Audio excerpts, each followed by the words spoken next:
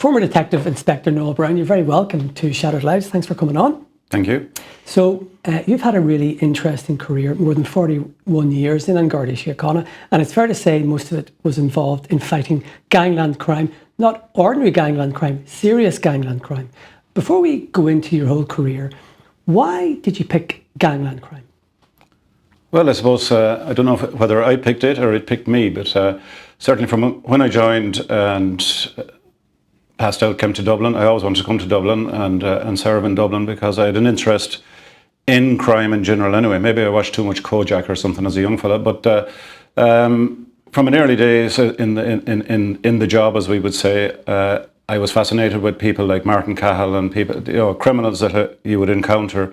In my first district, in the E district, out Donnybrook, that area, the Cahill gang was prevalent at the time, and I just had an interest in that whole dynamic of how people get involved in crime and then how they conduct themselves within that whole criminal network and that fraternity. It fascinated me. It wouldn't fascinate everybody, but people join the Guards for all sorts of reasons. But I just had an interest in it, and I was interested in pursuing that aspect of the job if the opportunities presented itself. Obviously, you've had a really varied career. We're going to talk about your really interesting time in Colombia towards the end of your career. But as I said, more than 41 years in Garda Síochána, mostly fighting organised crime and gangland.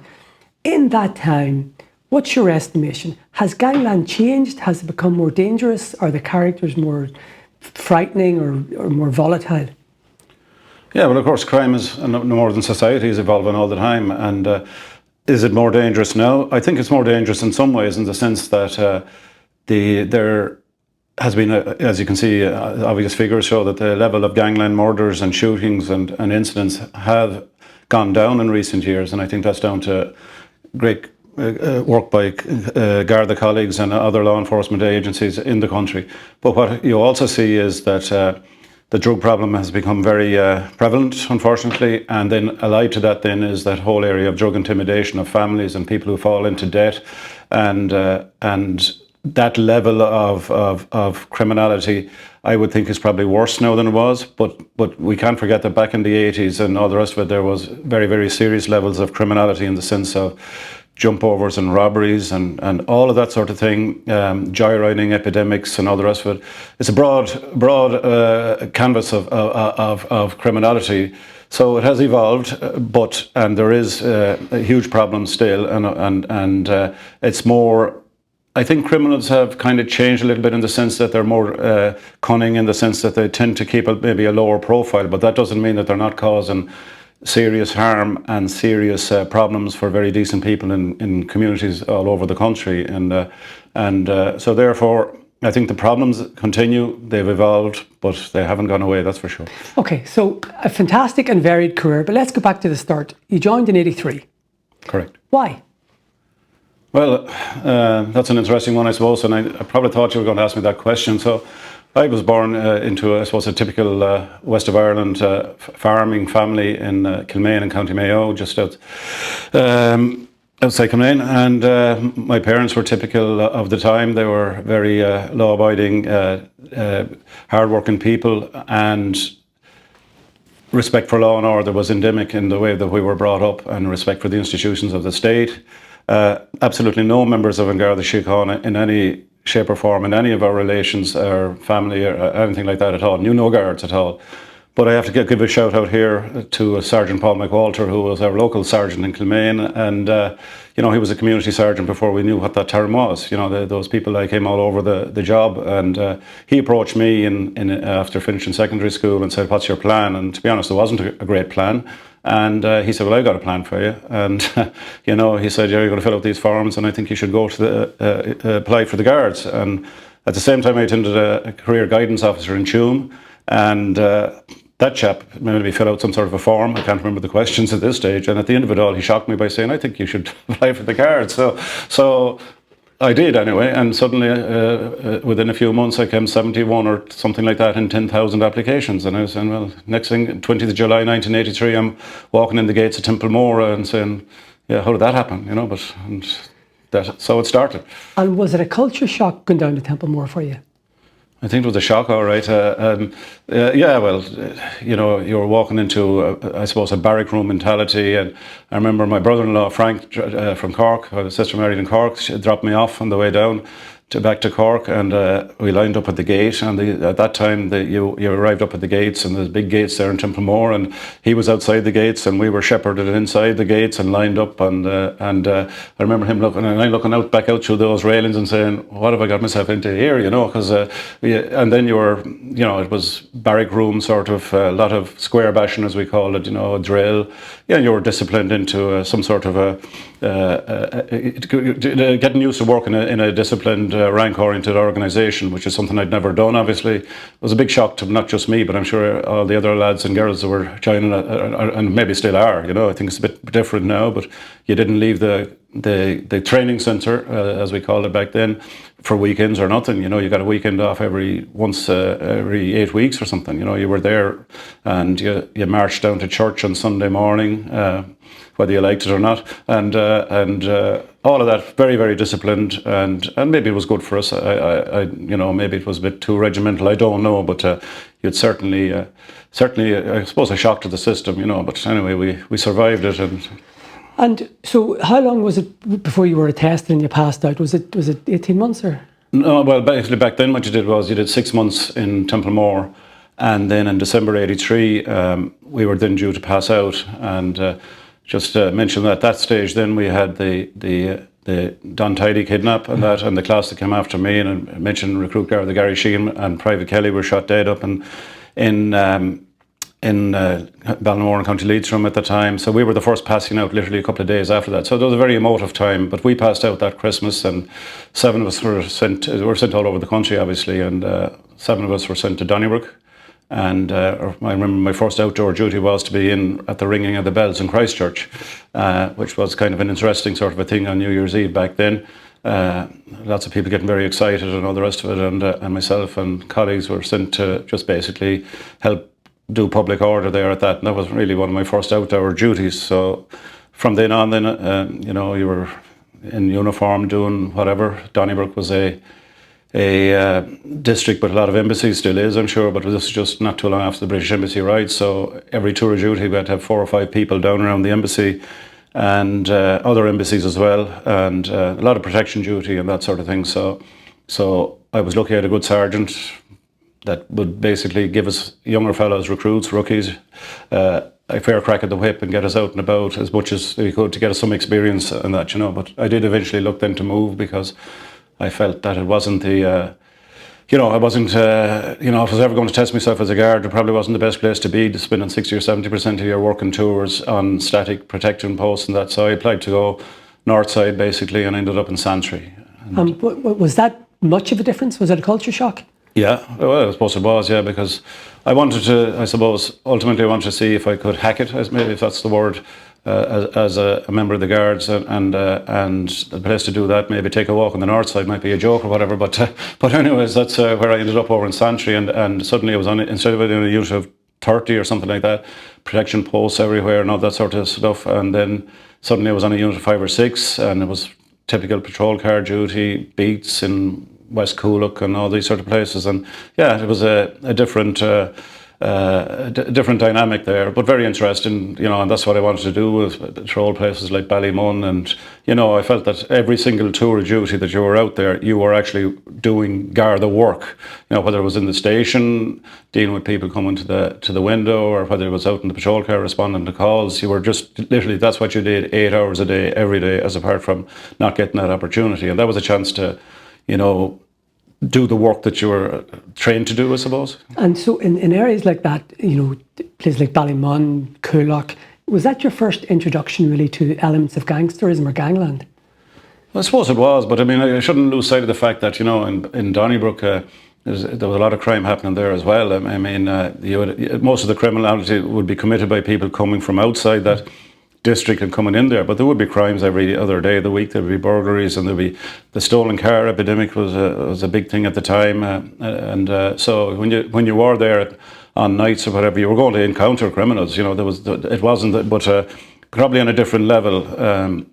when you actually go in and police in communities where, for want of a better word, where criminals come from, you're dealing with them. You're not only dealing with them, but you're dealing with their families, and in all sorts of situations. You're encountering them all the time, and I suppose that would be a big difference. But plenty of people stayed in Donnybrook and Irishtown, a great district as well, and did fantastic police work. So it wasn't. For me, it was I wanted to move on, but for others, it worked well for them, and some of them are still around. So how long did you do in Greenogue before you moved back to Southside? It was only a couple of years, because get married at the time and things like that, and the M50 didn't exist, and it turned out that there was a guard based living in Clondalkin that lived literally beside the Santry Garda station, and I was moving over to the Lucan area. And we just did a swap, and I moved to Clondalkin and straight swap, and I wasn't too long there, about a year or so, when an opportunity came along to join the Division of Crime Task Force in Crumlin. Yes, what is, for people who don't know, I was talking to you before this, that's usually a way into becoming a detective. What is the Crime Task Force? Well, basically, each division, and I suppose you have 6 divisions in Dublin now, you would have specialised units set up, drawn from young uniform members, and your job really was to work full-time investigating crime and dealing with street crime, be it robberies, burglaries, UTs, unauthorised takings of cars, that sort of stuff. So if you take people that are on the regular, the guards you see around all the time, they're there and do very important work dealing with all the calls that come along every day, traffic accidents, domestic incidents, or public order incidents, and all that sort of stuff. Task forces are designed basically to deal with street crime and respond quickly to whether there's robberies happening or criminality of that nature is happening. So, in other words, if there's something happening in Clondalkin today and the call comes in, that there's a robbery in progress, something, the patrol car guys and girls could be tied up doing an accident or doing whatever. So the taskies were basically, you were to get there as quick as could and get on the scene and get on the job and be in the faces of criminals as well. To be honest, you were expected to have a return to work. It was, I suppose, could be high octane at times, and you'll be always sent to the areas of the division where the problems were the greatest. And would you spend a portion of your time in plainclothes, was it, as well? Yeah, back then, there was, depending on there could, for instance, be, say, a spate of burglaries or a spate of criminal activity in an area, and it might even be we'd be just sent out there in plain clothes just to try and nab these people or identify them or do whatever. So it depended. But you were drawn from the uniform section. So you were drawn from what we call in the lingo the regular units, and but you would have sergeants there, like Padraig Kennedy was our sergeant, went on to be detective chief superintendent, great guys that kind of, and they mentored you as well, and then you did, as you said, it was a kind of a staging post to becoming into detective branch or into full-time detective work. That was, it didn't suit everybody, of course. Different people, some people say it wasn't for them or whatever, and that's fair enough, because that. But certainly, you'd also be co-opted onto murder investigations, and we had a lot of murders in the DMR South, the Metropolitan Region South, which we covered at that stage in that task force, Crumlin, and Sundrive, and then Terranure, Rathmines, Tala, Rathfarnham, and then the Clondalkin, Ballyfermot, Ronanstown, Lucan. That was our patch. So if you mention, Rathmines and around there, a person immediately comes to mind. That would be Martin Cahill, the general. Mm-hmm. Did you have interactions with him? Yeah, I mean, we did. I was in his house in Swan Grove on a search one time and things like that. And as I described earlier, him and other members of the gang, you would come across them. Martin Foley on the 1st of February '96. I always remember it. He was shot at his house there in 114 Cashel Avenue, and he dived his way in through. It was a frosty winter's night, and I remember we were just pulling into Crumlin Garda Station around 7 o'clock in the evening, going on a tea break or something. Next thing, control comes on that there's shots being fired and down there in Cashel. We were literally going around the corner, so we literally missed the gunmen by literally minutes. And Martin Foley at that stage was lying in the front living room of a house, having jumped out through back windows. something that she was, well, like the movies, I suppose. But anyways, he was shot through the chest and he was shot on the finger, and he'll probably remember it if he listens to this thing. But anyways, I'm sure he will. But he said to us, he said, "Guards, can you do anything about it? I have a few parking fines inside there, can you?" So, this sort of stuff, so you meet these guys. Is there a buzz going to an incident like that? I know it's very serious for the person who's affected, but, is it a buzz? Of course it is, yeah. I mean, and the investigation of crime in general becomes, it's a bit like journalists get involved in the whole crime investigation from a journalist perspective. Of course there is, and there's a great, but other people, for some people, yes, and for me, it was definitely a buzz, as you say, and then a capture was probably even bigger buzz. You always got a great kick out of, it was, you justified your days of work or your week's work when you landed a capture of drugs or firearms or caught fellas doing a robbery or whatever the hell it was, if you didn't enjoy that, then you were in the wrong job, that's for sure. So 96, I think it was just August 1994, Martin Cahill is shot dead just before the IRA ceasefire. Were you there around that time? I was in Crumlin, but I can remember that day well. I was off duty, and next thing word went out that there was someone shot in Swan Grove, and no more than another instance, I said, "That's Cahill." You knew. You just knew. On the day, I was like, I can give you another example. I was driving down the Keys, dropping someone to work one Sunday morning, and next thing somebody shot at a pub in Finglas, and I said, that has to be PJ George. And you got a feel for these things, and you'd nearly, when you're immersed in the whole business, you just got that instinct that this is what it was, and similarly, God knows, when the late Veronica Guerin was murdered, when I got a call from Padraig Kennedy at 1 o'clock on a Wednesday, June 26, 96, listen to the woman being shot on the Naas Road, and I said, you just knew, it becomes like a, what is it, sixth or seventh sense, I forget. And we can talk about this because I think this is really your real introduction to serious organised crime. You were part of the investigation into the murder of Veronica Guerin. Yeah, I became... How did you get into that? Well, as described, I remember being off duty that day as well, actually, and then I got a call, it was all hands on deck, really, and we got a call that, we were all part of the Division of Crime Task Force in Crumlin at the time, a bunch of us, and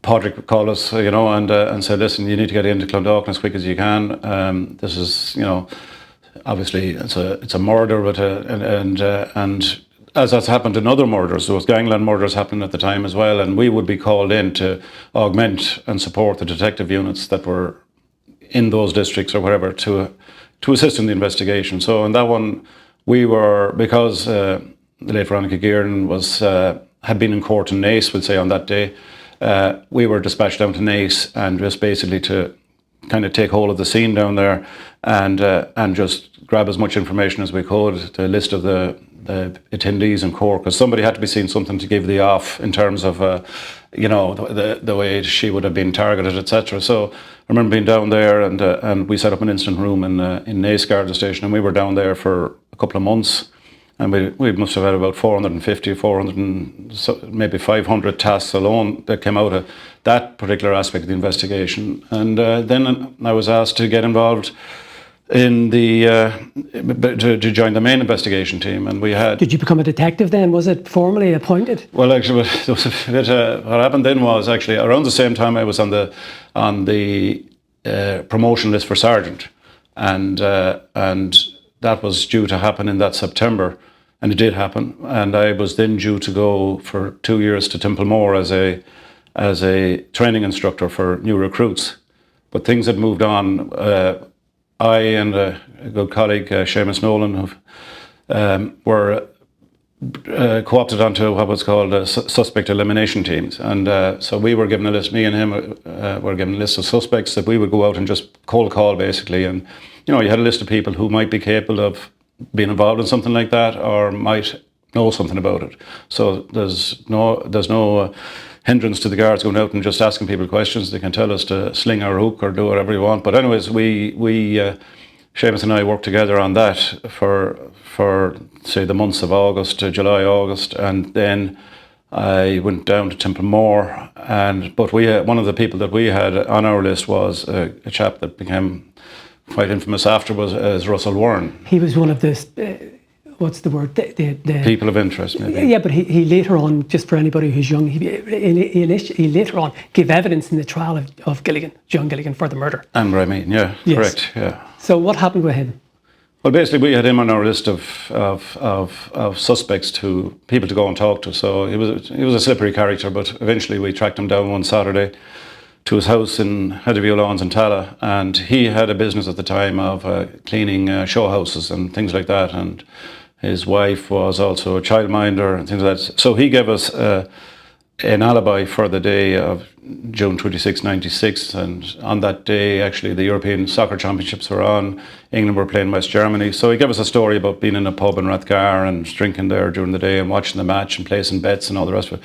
So we went to work on that straight away, and we were able to basically debunk that alibi pretty quickly by interviewing various people that he said he was associated with and all the rest of it. And that was, I won't say it was the breakthrough in the case, but it was it was a chink in the armour of the gang, in the sense that they had all come up with these alibis and stories about where they were and all the rest of it. But we were chipping away at that, and things moved on. We could show Assistant Commissioner Tony Hickey and the leaders of the investigation team, listen, this guy is telling fibs here, there's something in this, and that of course led to his arrest and interview, and his alibi was, thrown out. He was lying to us basically. And then during a series of arrests, so in October 96, the investigation had moved to a phase of making those arrests. So I was recalled from Templemore and brought back onto the investigation as a sergeant, and worked on that investigation then, and was to be there for the next 3 or 4 years, because we were, dealing with the likes of Russell Warren and others, John Dunn, Charlie Bowden, all of those. I worked with people like John O'Mahony, John O'Driscoll. These people were all part of that investigation. Toddy O'Loughlin. So that was the Lucan investigation. That was the Lucan, yeah. So I became part of that team. So one of the big breakthroughs was the arrest in Amsterdam of Brian Meehan, who is serving life for murder. Were you involved in that? Yeah. Well, I wasn't there in Amsterdam at the particular time, but I remember that evening well. But we had identified a girlfriend that he had, who was basically a lady that works in a hairdressing business in Dublin. We'd identified, Brian was, travelling around Europe at the time, to put it that way. And we had got to a stage where we had directions from the DPP and etc., and arrest warrants were in existence. So we knew that this lady was travelling, would probably, if she left the country, was probably going to meet him somewhere along the way. And that's, we tailed her basically to Amsterdam. And in Dam Square in Amsterdam, Brian met up with this lady, and he was arrested then at that point. So that's how that came about. But prior to that, I suppose as part of the investigation in 97, Tony Hickey had come to me and said, listen, we have a whole bunch of inquiries here. This is all heading towards the Netherlands, towards Amsterdam, The Hague and that. And he said, I'm assigning you to work on those inquiries over in the Netherlands and Belgium. So I was with colleagues, and we had a liaison officer in the Netherlands at the time, Vincent Farrell.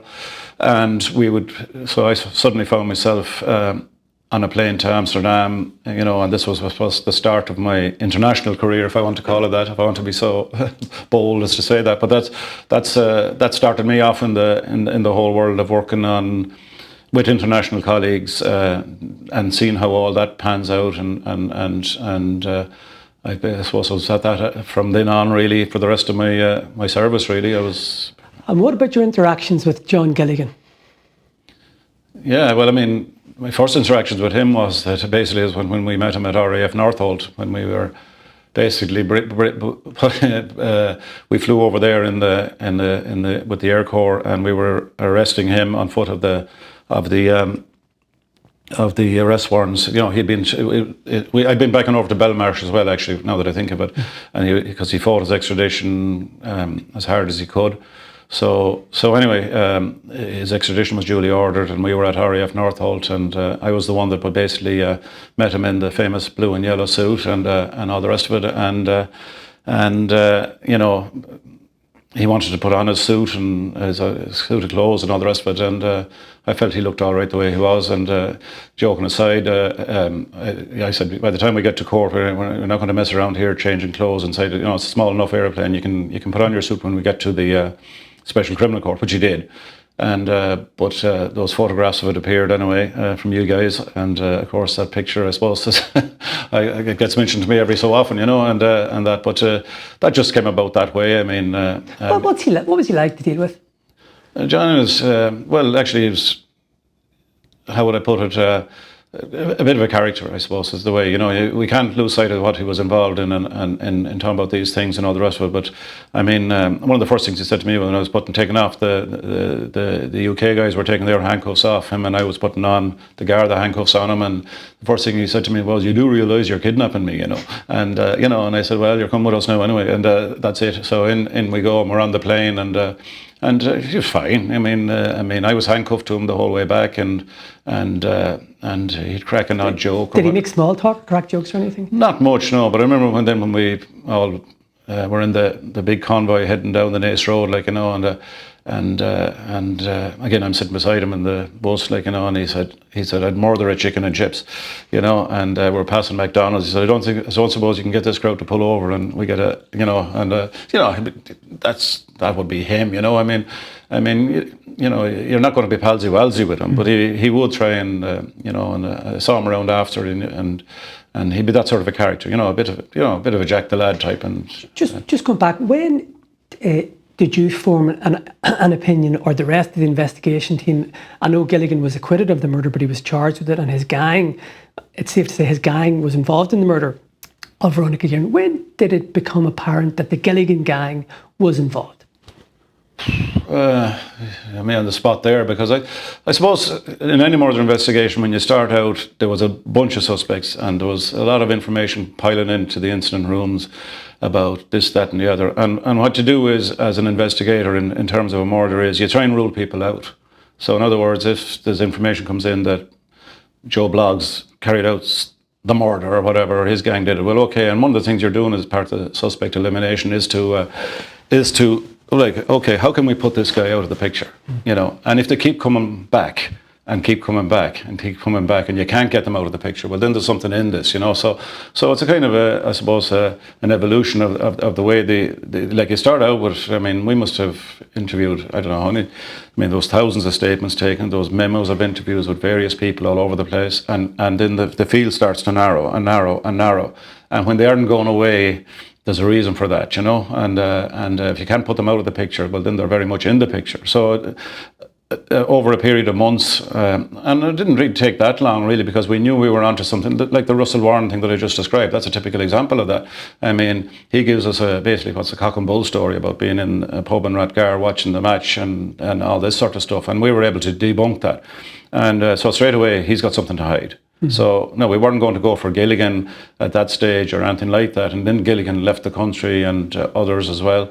And like, they were proffering themselves to be Section 30 as well, because they wanted to get in it and get it over with. But of course, I learned from astute investigators like Toddy O'Loughlin and Tony and those guys, like, no, they'll come in on our terms, not your terms. You know, and because that's important, because you can't keep arresting someone unless there's new evidence or intelligence, really. Yeah, of course, yeah. But I mean, you pick your moments, you know, and as a proper investigator, as a proper investigation goes on, you have to you follow the intelligence and but also you have to be strategic about it and use your. You know, use the experiences there, and not, you know, there would be pressure as well, like, you know, people are writing, you guys are writing newspapers, how come no one's getting arrested, and, you know, and all the rest of it, and certainly an outrage like that. But you have to put that to one side, and then, you know, make your moves when you have your, I think it was Toddy used to have, like, when you have your ducks in a row, you know. That's an interesting point. That was obviously a huge... It affected the whole nation, and it went around the world, the murder of Veronica Guerin. Is there pressure being at the centre of that investigation, more than any other investigations, or more than normal investigations? Well, it shouldn't be anymore, because every human life is valuable. So I mean, irregardless of what murder that happens, I think when you become an SIO, a senior investigating officer, on a case, any case, I think there's pressure. I mean, because you want to do right by the victims and by the victims' families and all of that. And you know, I'd hate to think that we would give, you know, huge, you know, that was a gangland more. That was an attack on an institution of the state, really, an attack on a journalist and free speech and all of that. So of course there's huge pressure there. But I'd like to think that anyone investigating any murder, wherever it occurs, of any member of the community, that is brings its own pressures and that the same rules apply, if you get me. No, I think it was either 2000, 2001. He was acquitted of the murder of Miss Guerin, but he got a hefty sentence for drugs importation. How does a team react when, obviously you've done your bit by investigating and you put the case to the state, and this case was 3 judges. When someone is acquitted of a crime like that you've put, and your team have put so much energy into, are you deflated, or do you just go, right, look, we just chalk it down? No, it's, you know, of course you'll be disappointed, I suppose. You know, I mean, in any investigation, you will compile a huge amount of information and intelligence, and not all of that, in fact, oftentimes only a small amount of that ever makes it into what we call a book of evidence, where it is actually presented in court, in trial, and the rest of it. And I mean, we have no doubts about the culpability of John Gilligan for that murder and the other stuff. But we had, for instance, in part of the inquiries we had over in the Netherlands, we identified a Dutch criminal called Martin Baltus, who basically was arrested as part of the Dutch investigation was called Operation Red Setter, and they arrested Baltus because we were able to identify how the drugs were, Gilligan crew were bringing in the drugs through Cork harbour and all of that. And then that guy Baltus was interviewed over in the Netherlands and all the rest of it, and at one stage was indicating a willingness to come to Ireland to give evidence against Gilligan, which I think would have been for an example, that would have been a game changer. But then he turned, he withdrew his statement because basically, we believe because Dutch criminals intimidated him over one Christmas period into withdrawing his statements and all the rest of it. They kidnapped his daughter, essentially, and for a period. And then he basically, and you know, a decision then has to be made with the prosecution counsels and all the rest of it. Do we serve this guy as a potential witness? Because if we don't, it leaves all sorts of avenues open for Mr. Gilligan to you know, get an acquittal or whatever, you know. So these are strategic decisions, as I said earlier, that has to be made, and so we didn't use that chap and others like him, you know. There was others as well, and but you have to make do with what you can do, you know, and then it's up to the courts. I mean, at the end of the day, evidence is presented as best we can, and it stands or falls on that. And I mean, and I try to think again. You don't personalise the thing; you just get on with it. And but you will be saying, listen, you know, probably there has to be an element of disappointment, like losing a football match or something in a way, or whatever, you know. I mean, which I suppose you pick yourself up and you go again. Just jumping forward, he was released in 2013. Mm-hmm. Was it a surprise to you that he was shot within a few months of getting out? Was it a shock? Because you were involved in anti-Gangland then. No, not an awful shock. I mean, I think that, well, he wasn't too long out, and John Gilligan, like word started to spread around that he was trying to throw his weight around, and that, you know, I suppose the comments that I'd hear passed around the place at the time was that, you know, he doesn't realise this thing has moved on, you know, and that he's, you know, I think the phrase "a beaten docket" was, you know, mentioned to me by certain people at certain times, you know. So, but he was trying to call in deaths from people and all the rest of it.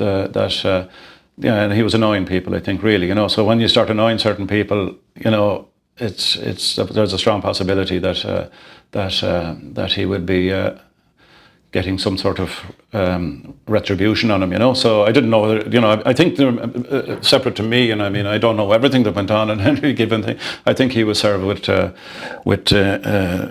as the criminals call it, an assassination note, you know, the Jim forms, as we call them, that there was intelligence that his life could be in danger. So I know that he was warned, and then we met again then up in Belfast a while later when he was caught bringing money out through Belfast Airport, and that again. So at that stage, you know, we were up in Belfast with him again a couple of times, you know. Did he remember you? Oh, of course he did, yeah. What did he say? And, nothing, but you get a bit of a nod and a wink and a bit of a grin or whatever, you know, from across the room. Or you know, I remember we went into court and in where were we? Somewhere up in County Antrim, and you know, we didn't know the layout of the court up there, you know, so we went in and we sat down, and then we were actually just sitting beside. The next thing the PSNI people came in and said, listen, no, you have to sit over here. And I just said, John, we have to go over the posh seats, you know, and you just have a bit of banter with them, you know, or a bit of guff or whatever, you know, and you know, there'd be no, you know, I mean, he'd be far too cute to be antagonising us or anything like that. You know, but he'd play the game to the nth degree, like looking. So after the Gilligan verdict, I think 2001, you were really ensconced in investigating organised crime then. Was that when you joined what was then known as the National Drugs Unit? Yeah, around, I think it was 99, 2000, there was, I suppose, competition then within the organisation for detective sergeants in the National Drugs, GNDU, based in Dublin Castle. So yeah, I was selected then to become a D sergeant inside in GNDU, as it was, you know, and I worked there then for the next 3 or 4 or 5 years. So working on basically on drug importations and all that sort of stuff. And again, there's a huge international aspect to that, because drugs, you know, little or none of the drugs that's consumed in this illegal drugs that are consumed in this country are manufactured here, so they have to come from somewhere. And obviously, and so I was involved in a lot of international investigations then in my time in GNDU, you know, backing over to the Netherlands a lot, and dealing with various criminal groups that would be importing stuff in through, you know, either heroin and all that sort of stuff, and got sent on courses then down to places like Athens, looking at heroin importations, or in Lisbon, and, you know, I was around Europe a lot, to be honest, over those years, on drugs investigations and sharing of intelligence, that sort of stuff, you know. Were you surprised by the scale of drug importation was it an eye-opener when you got to know the real facts? Yeah, I suppose, yeah. I mean, I didn't really think about it that way, you know. I mean, you always knew that, you know, I mean, we had done the analysis of the importations. Let's say, go back to John Gilligan just briefly again. I mean, we had looked at, and we had, you know, I'd dealt with and charged the warehouse man in Cork, John Dunn, who had organised the importations through a freight company in Cork, who were a very reputable freight company, who knew nothing about what was going on, obviously, and that. But we could see that in a period of about 2 years, that time, from, say, in early 94 into the murder in 96 of Veronica Guerin, that he had brought in about 20,000 kilos, you know, going by the cover documentation that he was using for spare parts or whatever it was at the time. So you knew that there was a market there, you know. It wasn't a big shock. That was probably the first big shock, right, in a way, for me anyway, whatever about anybody else. Those other more experienced people than me around the place. The scale that one gang... that one gang had done, like, you know, and then when I went on into work in GNDU, I mean, it didn't come as a big shock to me then, because I'd already seen what that crew could put together, you know, and how it could work, and that, you know. So I don't remember being overly shocked, to be honest. I just felt it was just something that was happening, and but we were also diversifying more into investigation and into what the criminals would call the brown, the nasty stuff, which is the heroin, and then obviously ecstasy was huge then in the early 2000s as well. And we were doing a lot of work with the Dutch, because unlike lots of other drugs that come from, well, obviously South America, or from the African countries, or the heroin from Afghanistan and Pakistan, and that, here we had the ecstasy being manufactured in ecstasy laboratories in the Netherlands and in Belgium, and later on in Poland, and that. So they were the big, I suppose, they were the main varieties of drugs that we were involved with. And then you get more and more involved too with the customs service in terms of working in interdictions at ports and all that sort of stuff. So there was a lot of, there was a lot going on, I suppose. So I don't know, I had time to be shocked. I'm trying to, because I only started in 2000 really in this game. I'm trying to remember the big gangs, the drugs gangs at the time. Did you come across the Kinahans, for example, at that stage? Was that your first introduction to them? Yeah, we did. I mean, I can remember actually. Well, Christy Senior was in prison at the time. Around Portlaoise. He was in Portlaoise. Portlaoise, yeah. So I remember on one task that I got. I ran a kind of a surveillance team there for a while, and one of the tasks one time was that there was a major Dutch criminal flying into Dublin, and a guy called Jopi Altepost, and. Our task was to, when this guy, once he arrived in Dublin Airport, we were to basically be on him, be around him for his 3 or 4 day stay in Ireland, So we did, and he was collected by one of the sons, I think it might have been Christy Jr. and all the rest of it, and we were watching this guy and they hadn't a clue. And we were on them, and they went down. He stayed in the Collection Hotel in Portlaoise, and he visited Christy Senior in there, and there was lots and lots of work going on then, and we knew that obviously Christy was just one facet of where this was headed. You had other people like Johnny Dorn. There was Georgie Mitchell's crew, and there was a lot of there's different crews around, and you had the Limerick crews, and and they had Danzer Hearn down in Cork, and I mean I can just pull names out of the sky because these were all people that would be featuring nationally, and then obviously if they're at a national I suppose level of attention, they are also by extent then they're going to be internationally involved. Well, I was going to ask, were you surprised that the Kinahans became so big back in the day when Christopher Jr. was a young fella? You were watching him bringing that fella down to Portlaoise. Were you surprised they became so big in the end? Probably, yeah, but I mean, at the end of the day, we could see that Christie had an international dimension to him,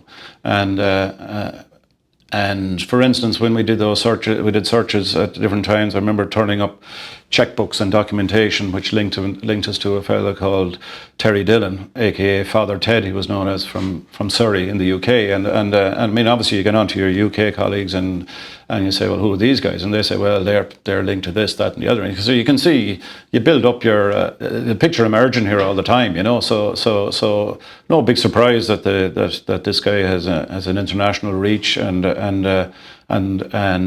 but how big that I'd still be surprised. Paul said that there were a Kinahan organisation assets of up to €1 billion or whatever. I mean it's amazing in a way, I suppose. But then that's the game that's there. I mean, they were very well connected.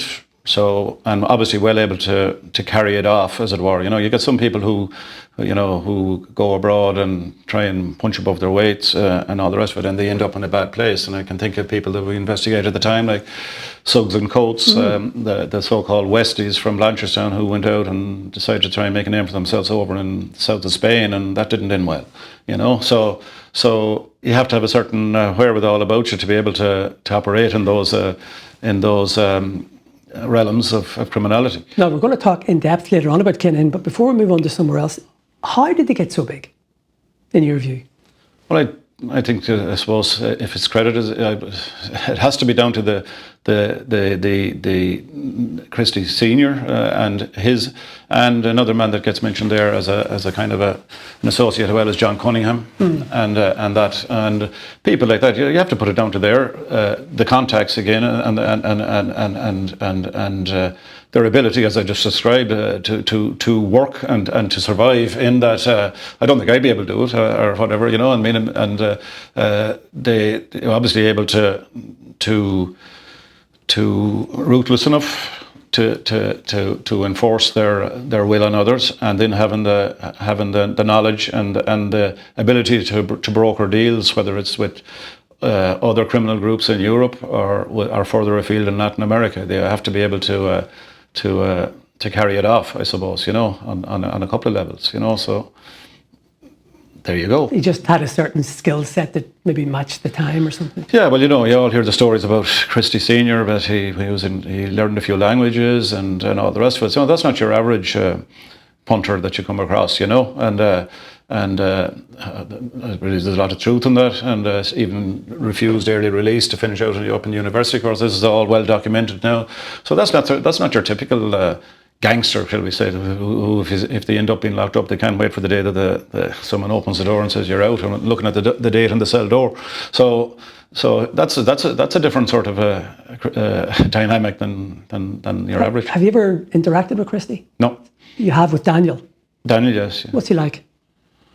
Well, he comes across to me as arrogant and very full of himself and cocky, I suppose, is the nuts and bolts of it.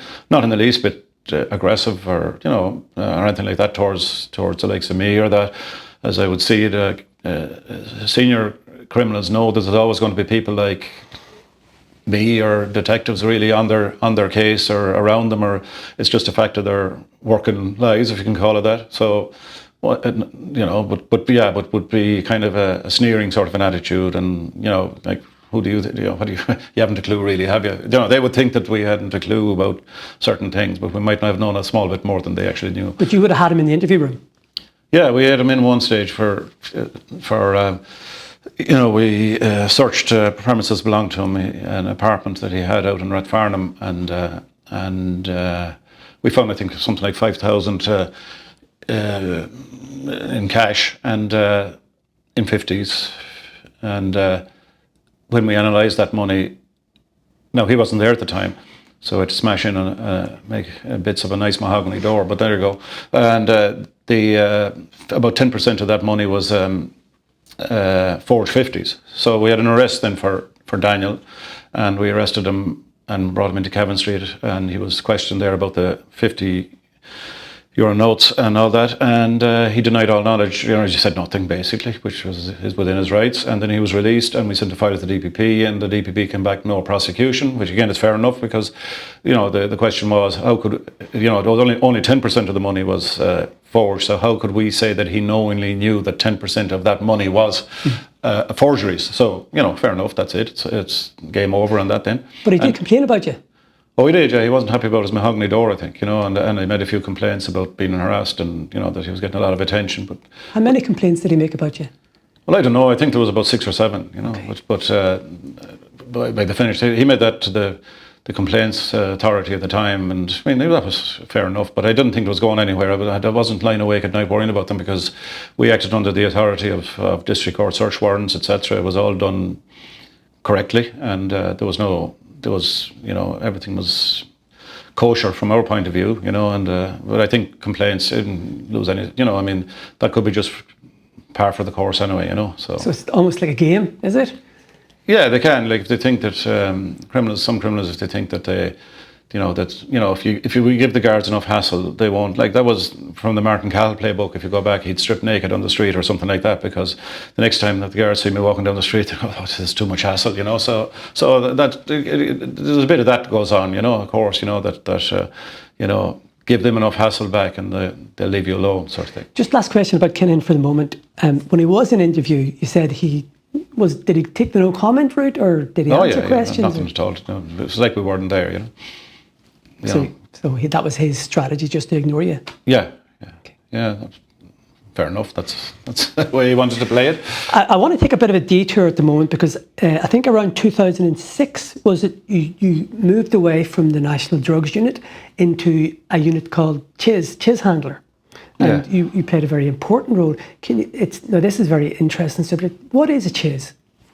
Well, I suppose it's well documented now, and thanks to that BBC show, The Line of Duty, everybody knows what a chiz is. Well, you can Google it. I actually had to look it up. Garda, when it was brought in first, there was a lot of secrecy, and still obviously a very secret part of the job and all the rest of it. But now you can find it on the Garda website. That these things exist and all the rest of it. But I suppose back then what happened was that we had the Morris report and tribunals and so on and so forth, and it was just decided that AGS, the Garda Síochána, needed to bring in systems of managing how the organisation manages intelligence sources and all the rest of it. So out of that then came the introduction of the CHIS system, which started in 2006. So I saw that was coming in, obviously, and all the rest of it, and I had an interest in that whole area anyway, so I decided to go for it. And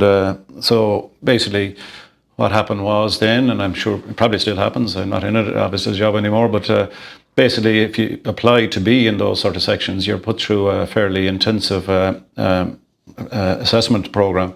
You're taken away for a few days and you're put through the mill in terms of psychological assessment, putting into different scenarios and all the rest of it, and pre-selection, and that goes on. And then if you get through that, then you're sent on a course for a few weeks, and then you're either pass that, or if you don't pass it, you go back to doing what you were doing, and no hard feelings, or if you pass it, it's deemed that you're suitable for that type of work, So, and that's what I did for 3 or 4 years. I did it up to controller level. So, you handled touts, what the guards would call touts, or would be called intelligence sources. So you spoke to people involved in criminality.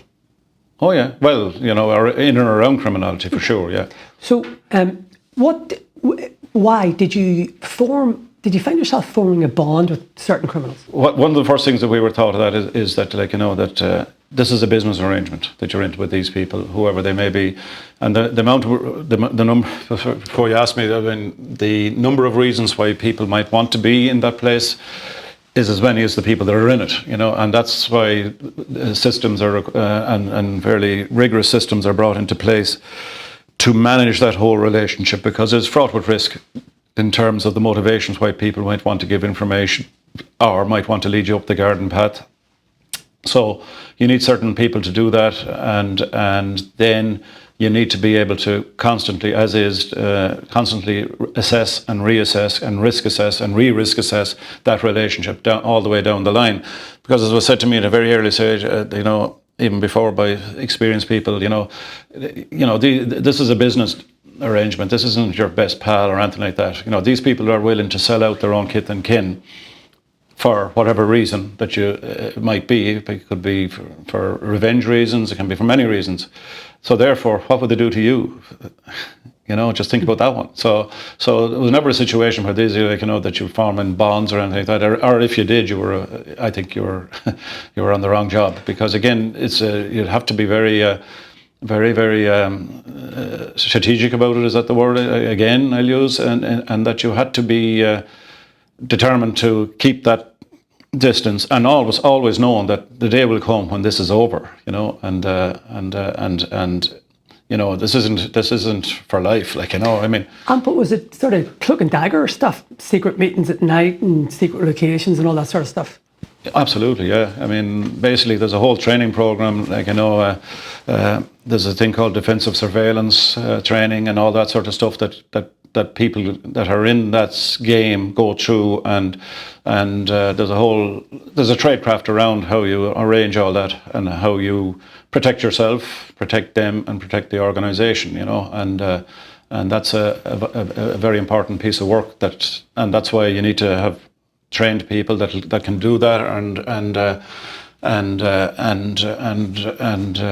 stick to the rules and regulations as well. That surround the whole thing, because it is, as I said, I think it was deemed at one stage one of the most risky things that a police person or a law enforcement person can get involved in that whole area, because it's fraught with the possibility of allegations and counter allegations and stuff like that. So. Yeah, there's a lot of secrecy about it, and I suppose there's secrets I'll take to my grave. So, did you like talking to criminals? Yeah, I found it interesting. Absolutely. As I said earlier, I always enjoyed too strong a word. Fascinated by the criminal mind as such, and the whole machinations that goes on in terms of how criminals interact with each other and how it evolves and that, and then and of course there's a buzz to be got. If you are dealing with somebody and you can do something that can lead to an arrest or a capture or a seizure or whatever it is, of course there's a job satisfaction to be got from it. Did you prevent murders? Did you get information that prevented murders or murder attempts? Oh, we certainly did. Yeah, I mean, I don't want to correct my own homework here now, but but you're the one who knows. I don't. Yeah, well, I mean, it's, and I wouldn't like to be here saying, that I'm some sort of knight in shining armour here or anything like that. But basically, we as a group, I mean, I worked with a group of people, and there's no question in my mind that we, as an entity, we did for sure, because we frustrated a lot of things that would be planned and all the rest of it. And we took those actions, but I don't see that as that's not a one-man show. That's a group working together as a team and working with other sections of the guards. Where I mean, people will go out and put themselves in harm's way to prevent things happening. And I mean, I could describe plenty of things where people like our ERU people would they're the ones that go to the front and prevent things happening, and we might be the ones on another level that have got the information and that leads us to that place where the organisation can take action to prevent certain crimes occurring. So I'm I don't put it down to myself, but I say certainly the organisation for sure, and I was part of that sort of work. What makes a good chiz handler? Well, if you can pass the pre-selection, the selection courses and that, I think empathy is a big part of it. And I think, I know plenty of people in the guards, and they'd say to me, "How in God's name do you do that job? How do you deal with those people? Because it is very, very time consuming, because it doesn't end at 5 o'clock. I mean, you could be there any hour of the day or night, and next thing you'll have these bat phones or whatever we'd call them, and they can go, and somebody's looking for you, and then sometimes it's just to have a shoulder to lean on, or a whinge or a moan about something, whatever, but you have to maintain that relationship and maintain that dynamic.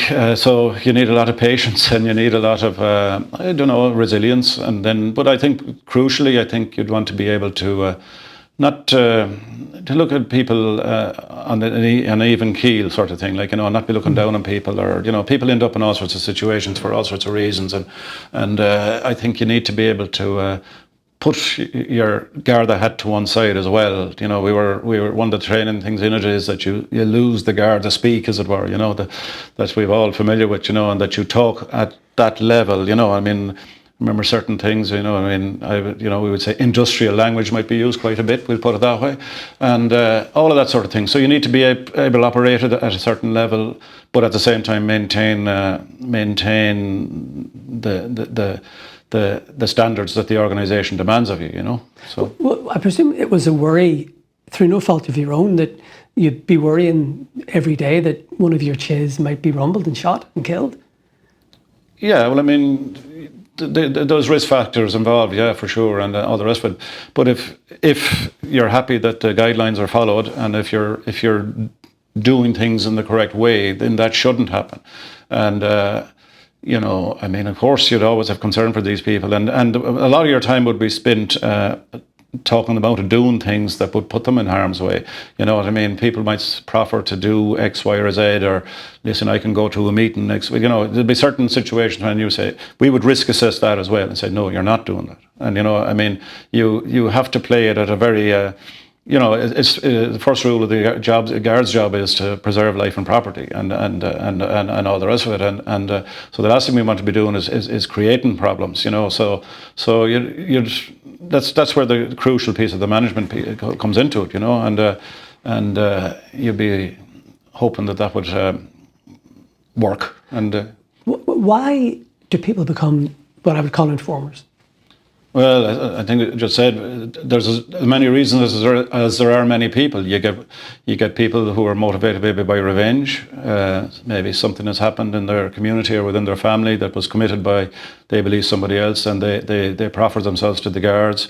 There can be many reasons. There can be reasons that they proffer themselves. They could be like a wooden horse of Troy sort of situation, where we see people that are proffer themselves as informants or to give information, and they're actually put forward to see what will the guards do about X, Y, or Z, testing the system and all the rest of it. And then there can be concerned citizens who find themselves in certain situations where they're privy to certain information or knowledge of what's going on, and we could call them eyes and ears people. They're people that will, for different motivations. Somebody can be motivated by money or whatever. There's a lot of reasons. So the crucial part is that when somebody arrives at that point of where they're being considered, that people need to understand that there's a very rigorous assessment process now that's gone through, and not many people would actually get through it, and it's better to be safe than sorry from the organisation's point of view in terms of not utilising people that are not up to the task, and also, it's safety first, big time, and that means a lot of the time saying no to people, and then, you have to think of the legal implications, the organisational reputation, and their own, and crucially above all, the safety of those individuals themselves. So if they don't pass all those tests, well, then it doesn't happen, and forget about it, and pick another job. But so. Was it an enjoyable time of your career being a chase handler or a chase controller? Yeah, I did. Yeah, we had fantastic experiences in it as well, because there was great results got out of it. But it's not something you do forever. That's for sure. I mean, 2 or 3 years of that is enough for anybody, I would say. Because it is, as I said, it's time consuming. There's no.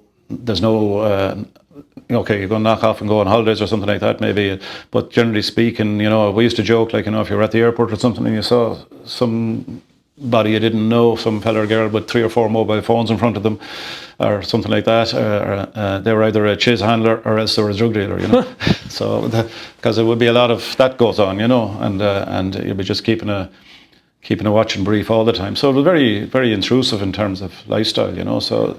What did you do after chase? You went back into uniform as an inspector. Yeah, I was promoted inspector, and then went down to Pearse Street for a year or so.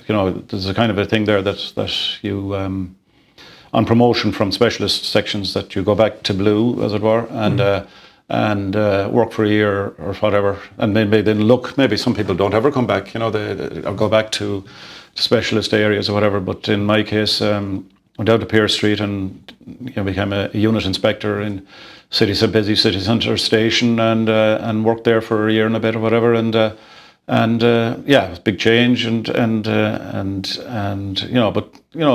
found it very interesting. I probably, to be honest about it, I knew it wasn't going to be forever. I probably knew I was going to get the call back to something like what I was at before anyway, and that's what happened. But the year and a bit down there was, you're dealing with public order and Temple Bar, and you're dealing with an awful lot of very junior members. And I think the idea is that you impart some of your knowledge to them, and that, So I found it, I suppose, reinvigorating in many ways. But I always knew I wasn't going to be there forever. And people would joke to you, "You're only here to turn," they said here, And but you did have an interaction with Daniel Kinahan in uniform. Not so much Daniel, no, but I think Liam Byrne and people like that. And, I mean, that's, and I think what we were chatting about earlier was, just to kind of, I suppose, to give I suppose, lighten the thing a little bit. But I mean, when you're a uniform inspector, you go out and patrol down around the district, as it were, Temple Bar, wherever. And I can recall one night that, it was kind of spitting snow and pretty cold around 12 or 1 o'clock in the morning, and there was a Chinese there on Dame Street, Charlie's, I don't know if it's still there or not, and but a bunch of the gang that we would know, a bunch of the Drimna crew, Liam Rowe, now deceased, I remember in particular being there, and but they were all inside in the thing, and there was a queue outside, but the boys had eaten, and but they weren't. They were there in their tight black t-shirts and their muscle-bound vest or whatever you call it. But they must have forgot their jackets, so they weren't inclined to go out in the snow anyway.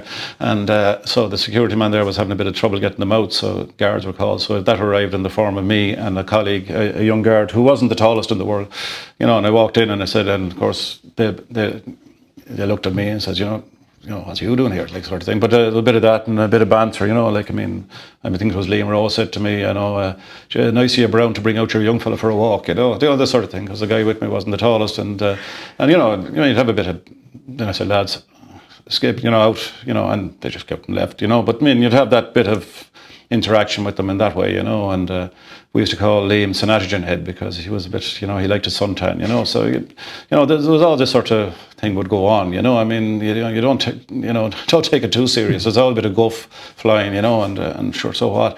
But that's probably what you were thinking about, was it? So after that, you went back into specialist units, and that was you for the rest of your career, really. Yeah, I was Assistant Commissioner Derek Byrne. Was in charge of national support at the time, and National Support Services, now called Organised and Serious Crime, and that. And it was, I was basically brought back into the Harcourt Square as it was then, So I worked in different sections there then. The National Bureau of Criminal Investigation, and then at that stage the Organised Crime Unit, as it was known as, was attached to the NBCI, So I worked in different investigations there then for a couple of years, and including then became a detective inspector in the Organised Crime Unit. And again, you were working all sorts of organised crime at by the very title. I suppose the background to that is that around 2006, the organised crime legislation had been brought in by the Oireachtas, and I mean, it was needed then, obviously, on behalf of the guards to go and do something, enforce this legislation or use this legislation, and the surveillance legislation of 2009, and this sort of stuff is brought in, and the OCU was working that legislation. That's what our job was, to see how can we put this legislation into practice, which wasn't as easy as it sounds, or maybe, so you'll be working on various investigations like those. Operation Hammer into Eamon Dunn, deceased, and numerous people like that. There was a lot. What did you make of Eamon Dunn? Well, he was just yet another gangster, I suppose, and all the rest of it, and maybe flew too close to the sun too, and sadly now deceased, and more than any other person. But he was a gangster that, like, there was a whole load more, Marlow Highland and all these guys that were around the place, and they would be your targets, and I didn't think he was anything other than just another one of those people that would come along that it would have to be investigated, and those around him, so that type of thing. But the other things we did, it wasn't just about organised crime in terms of what you would think of as drugs there and all the rest of it. There was also other stuff. There was Operation Quest, which is a operation into people trafficking and sexual exploitation, and a lot of foreign nationals involved in that, criminality, and there was a big part of the work that we did there was tackling that sort of issues. We'd have days of actions tackling, there was, not mentioning nationality, but Romanian gangs, they were becoming prevalent here, running those that type of criminality. What else? We had Op Vehicle at the time, which was basically targeting interregional and travelling criminals, burglary gangs around the country. We were tackling that sort of issues as well. Another one I can remember is for instance, sounds a long way away from transnational organised crime, but is it really, we were having problems, and it was escalated up to the Department of Antisha that ESB power lines were being cut down around the country, and copper wire being sold.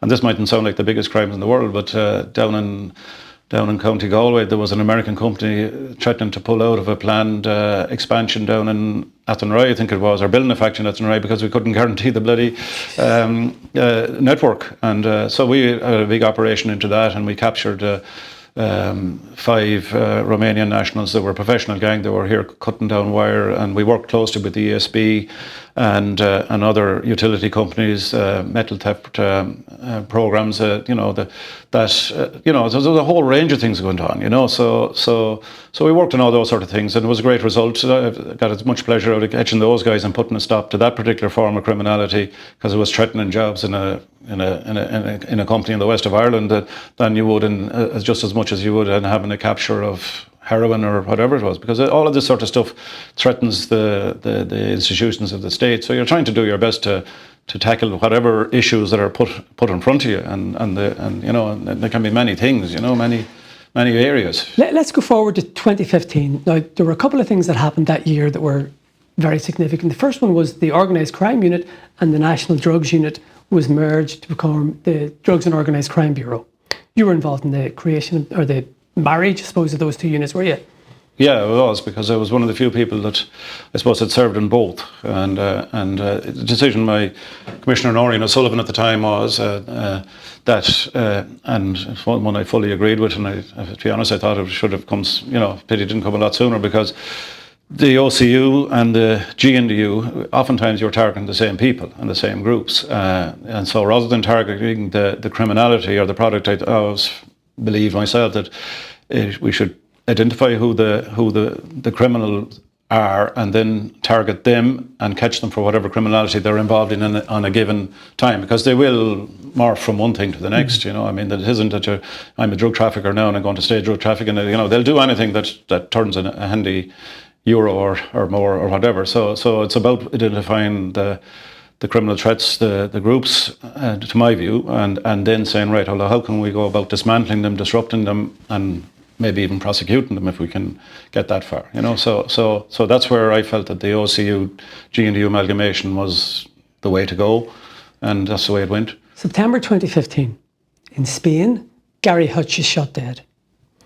Now that started a whole chain of events. Was that a shock for you? Well, it wasn't a shock, but I mean, Gary Hutch wasn't on my radar or anything like that. You know what I mean? No big shock. I mean, we had other people shot dead out there. What's his name? Johnny McKeown. Those others back the years. I mean, an Irish criminal getting, that wasn't unheard of. So again, it was a murder, and that's it. And obviously it sparked a chain of events. Things rolled on from there. Those other people shot as well, Hatchet Kavanagh and other people. Those other murders around that whole time that no more, no less than that one. That would be. But did you or your organisation think straight away, right, this is trouble in paradise for the Kinahan organisation, because Gary Hutch was very close with Daniel Kinahan. So did you sort of think, okay, there's going to be trouble here?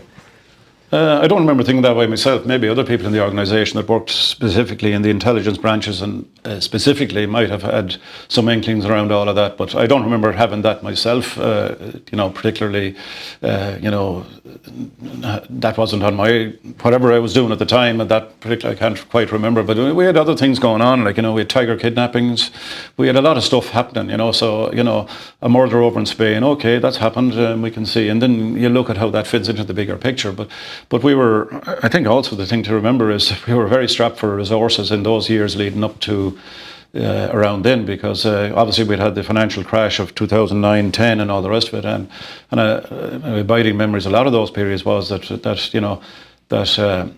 we didn't have the resources, and there was no, the state didn't have the resources to put into the lengthy surveillance and lengthy work that goes into building up. You try to do everything, and sometimes you end up doing a bit of everything, So, Gary Hutch gets murdered in Spain, or more than any other people. It's a factor in the overall scheme of things, but it's not earth-shattering either. I mean, there's other things going on, as I said, other murders. So you didn't have this sort of overview to think, right, this is going to be really serious back in Ireland. You just thought it was another murder? Well, I didn't. I mean, maybe other people within the organisation might have, but I don't recall having that feeling, or that knowledge, or that, and maybe, I don't know. I mean, I know you're leading up to the Regency and all the rest of it, and that, but I mean, to my mind, I mean, criminals had been shooting themselves for a long time. This wasn't new, and everyone's wise in 2020 hindsight. I mean, that's always the danger with these things. So it was another murder that was being investigated, and obviously I ended up out in Spain, and we brought a successful conclusion to the investigation there, which I don't know, I can talk about if you want, but but that came later. Yes. So. Then the Regency happened in February 2016. Before that, in November 2015, there'd been an attempt to murder Daniel Kinahan at the Red Cow. He wasn't there, or he survived it. And then January, New Year's Day 2016, there was an attempt on Gerry Hutch in Lanzarote, which later emerged. So, but let's go forward to the Regency, which is in February 2016. What is your recollection of that day? Well, I remember, of course, today you remember it's a bit like a JFK moment or something, or a 9/11 moment. But I mean, I remember being at work. It was I think a a wet Friday, typical February day, and around 2 o'clock in the day, I think I remember being on a late lunch or something like that, and next thing, word started coming through left, right and centre that, all hell had broke loose out of the Regency, and those fellas running around in fake Garda uniforms and shots fired and blah, blah, blah, so, and that's my recollection, but I wasn't out there. We were based in Dublin. We had just moved at the time. You mentioned the amalgamation from OCU. I'd been based in Harcourt Square. We had moved down to Dublin Castle, and we were doing whatever we were doing. So it was just another Friday until that came along. In my recollection, So then, of course, things roll on from there. But was I jumping into a car and tearing off out to the Regency? No, we had other things to be doing. We were doing our work, and then suddenly that's happened, and. Obviously, teams are responding to it, and then investigations are being set up, and that things rolled on. But that was. But did it change everything for policing in Ireland that day? I think maybe resource-wise. I think we had the legislation was there and all the rest of it. Resourcing, I think suddenly it was kind of maybe a wake-up call that look at what's crept up on us in a way, I mean, the resources just simply weren't there before that. In many occasions, simple, practical little things. You could be doing surveillance on X, Y, and Z on an evening and all the rest of it, and you'd be just told stand down. There's or we need you to go somewhere else, or something else is going on, or whatever the hell it is, So that assessment has to roll on all the time. But then they became that whole Regency thing. That then became the focus, obviously, So did it change? I don't know if it changed everything. I don't see it that way. From our perspective, this is Gangland. This is what's happened. Now we've got to go and work on it and work the investigations. When it happened, did you think, right, there are going to be serious consequences for this now? Well, you'd have to ask yourself, yes. I mean, straight away there was obviously lots of high-powered meetings going on within the Garda between the different branches and all the rest of it, and the threat level had escalated. And then how do you respond to that? You saw what happened on the streets. The armed patrols put out and all this sort of stuff, and is going on.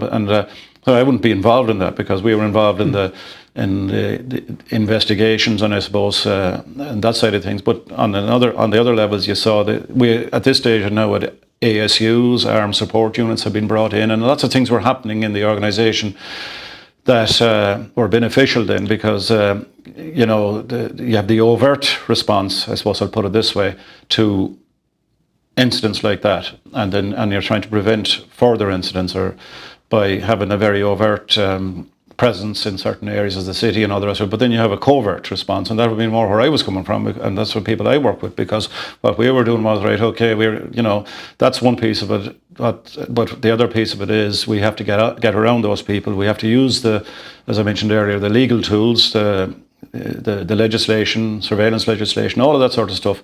We've got to bring this into play now and try and get in around those people and work to put them out of business, I suppose, and prevent, and I'm sure it's well documented that there was numerous, whilst a lot of murders sadly were committed, in the aftermath, there was an awful lot prevented as well. And I mean, there would have been an awful lot more, I've no doubt about that, if there wasn't for the work of various sections of Garda Síochána and the work that was put into all that was crucial in disrupting and obviously seizing weapons and arresting armed gangs. We had the attempts on Patsy Hutch, and we were involved there down around the corner, in Garner Street, and a gang there literally ready to go to carry out, more murders. So we did. We stopped an awful lot of it. Did the Kinahans have the upper hand for a couple of months after the Regency, and their reaction when they were going around, seemingly, on an intent on a trail of destruction, on a trail of murder? Did they have the upper hand? I wouldn't go so far as to say they had the upper hand. They were fueled by, I suppose, a desire for revenge and a desire to, a big part of what criminals do is to try to maintain face and not to lose credibility among the eyes of their peers. That's one thing I would always see with them, that they if something happens to them, then there has to be retribution and all the rest of it. So I'd say there was a degree of arrogance about them, but I wouldn't say that they'd have had the upper hand by any means. I mean, if they got away with it, they committed several murders, as we know. Police can't be everywhere all the time, and all the rest of it. Some of the murders that were committed were completely out of left field. Like, I mean, I think people like Noel Browne, or these sort of people. You know, we didn't have them on our radar as such. So, I mean, if somebody decides to go willy-nilly around the place, I mean, how do you get on top of that without getting the show on the road? But I mean, I wouldn't say they had the upper hand at any stage, but it's a matter of the state and us as representative of the state getting our ducks in a row, as it were, and getting our units out and getting our intelligence piece together, and then going after these people. But that can't happen in 5 minutes, you know. Noel Curran is an interesting murder. Obviously, all murders are horrible, but you know, the outside perspective would be, and I know there are people before the courts, but it's before the Special Criminal Court, so have a bit of leeway. The belief on the outside would be, really, the only reason he was targeted would have been he was associated with Gerry Hutch at the funeral of Nettie Hutch. He was photographed at the funeral. Is that why you think he was killed? Or is that why the guards would believe? Well, that's as far as I know, yeah. And I know that there's criminal trials coming up in relation to this now soon. So I mean, I know of no other motivation. Maybe somebody else does. I mean, I was involved in certain aspects of that investigation, and I may well be given evidence in relation to that. So I won't be saying too much more about that. But look, there's no question that he was targeted and specifically targeted because of his association, but with and being present at that funeral highlighted that. But he was not a criminal that was on in our eyes in any way, shape, or form, and a clue about him. But is that not frightening that the Kinahan cartel can say, right, he was seen with Gerry Hutch at Eddie Hutch's funeral, we want him dead? That, for me, is extremely callous. Yeah, absolutely. I mean, how much more callous can it get? Yeah, but that's I suppose the nature of what you're dealing with. So yeah, it's what they were capable of doing, and they would have done more. There's no question or doubt in my mind they would have done a lot more, except for the interventions that was made both here in Ireland and even some others abroad as well. You know. Yeah, I want to get into that, but I want to ask you, why do you think, you may have touched on this, but maybe you could expand on this, why were the cartel so aggressive after the murder of David Byrne? Pure revenge. I mean, there's no other ifs, ands or buts about it. I mean, David was a trusted member of their crew and all the rest of it, and you know, it was motivated totally by payback and all the rest of it. And then the narrative that went around coming from that side of the thing was that the Hutch people were rats, and basically, you know, so if you want to kill people, for want of a better word, or exterminate them, then you have to present them as being the lowest form of life or whatever, you know. So there was a lot of stuff being spread around that these people were just touts and rats, and that they have to be got rid of and exterminated, for want of a better word. And so there was, but it was driven, of course, was driven by revenge. Like, I mean, Daniel was lucky to get away out there, you know, and he was very close to being murdered that day, as I understand it, yeah. So I mean, not going to take that line down, are they? You know, so that's what, it's as simple as that. Would you estimate that Daniel was driving this revenge, or were there people who would have, without naming names, who would have been associated closely to David Byrne who wanted this revenge as well? Oh, absolutely. Yeah, I mean, it was coming basically from, I think, primarily from that. There was a few things going on. Obviously, Daniel, you know, it was, you know, get your retaliation in first. You know, these people will come again, maybe, you know. And then secondly, obviously, there's a revenge motive. You know, you had Bomber Kavanagh and people like that, you know, related to Bomber that's now doing, 24 years over in the UK. So, you know, they were driven very much, and we were well aware, you know, we became well aware that they were the driving force behind the efforts to exact revenge on the Hutch side of things. I mean, we worked and identified apartments there, a bolt hole they had out in Beacon South Quarter, where they were basing themselves to carry out, where they did base themselves to carry out the murder of Noel Kirwan, and then this will all be presented in court in due course. But I mean, we did a lot of work around that to identify, to find that place, and then when we did search it and all the rest of it, we got a lot of evidence that you'll hear about in court in due course. So. And would they be sort of indiscriminate in their targets? So anybody remotely associated, even not the Hutch organised crime gang necessarily, but even the extended Hutch family, anybody was fair game for them? Well, that's what was becoming clear by the time that you had that Noel Duggan as well, and people like that would have a fairly, in my view, tenuous links with the Hutch people, and here they were. So I suppose that brings us even more emphasis requirement on us as law enforcement to degrade and disrupt and put the Kinahan organisation as it existed here, or the ancillary of it, the Burn organisation, or whatever you want to call it, to put them out of business, and that's what we did. So. Was there a complicating factor, say Gary Hutch, and I think without naming names, you can say that there were people who would have been very close with Gary Hutch, who were from the outside members of this Kinahan association before this split. Did that make it worse that it was, a gang seemed to have hived off, so it was personal and they used to know each other? Yeah, I always felt that it was, of course it was, and that this was one gang that fractured rather than two separate gangs suddenly coming to loggerheads, as it were. This was as you said rightly, a fraction or a section of the Kinahan overall grouping, which had just, for whatever reason, allegations again of informants and whatever, and or drugs going missing and money's going missing and a deal being struck. We all know those stories, and so that's what I saw. So I said this is a bit like this is like Tesco's against the corner shop here, because I mean there was no way that the Hutches made their move at the Regency, and it was either win or bust, and it was bust because they made a bit of a hames of it, to be honest. They didn't get what they thought they were going to get. Who do you think they wanted? They obviously wanted to murder Did they want to murder several of the leaders who were there? To take out the leadership of the Kinahan, or that's what they wanted to do, and they didn't do it. So then it was retribution time, and what else were they trying to do, and it was that was their big play, and it didn't work. So the Regency was a failure in your eyes? Oh yeah, sure. I mean, Daniel got away, and who else was there? There was a few more of them there as well.